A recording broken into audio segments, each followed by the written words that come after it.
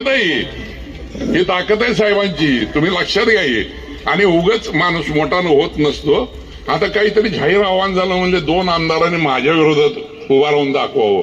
मला हसू झालं. तुझी उंची किती,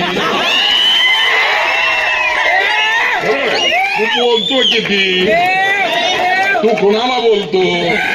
अरे ज्यांनी महाराष्ट्राची विधानसभा गाजवली, ज्यांनी महाराष्ट्राची विधान परिषद गाजवली, ज्या विधान परिषदेमध्ये, ज्या विधानसभेमध्ये या महाराष्ट्राचे कायदे तयार होतात, कायदे, त्या कायद्याच्या बाजू घेऊन हे माणसं त्या विधानसभेच्या सभागृहामध्ये लढले. इथं कुठं 10-20 कोटीनं नगरपालिका चालवणारे माणसं एवढे मोठे आपल्यासारख्याला शोभत नाही. आपलं तोंड आपण बारकं ठेवावं, आपण बोलतो किती ह्याचं भान ठेवावं. काय बोलायचं मला हे कळत नाही की मस्ती कशाची आली.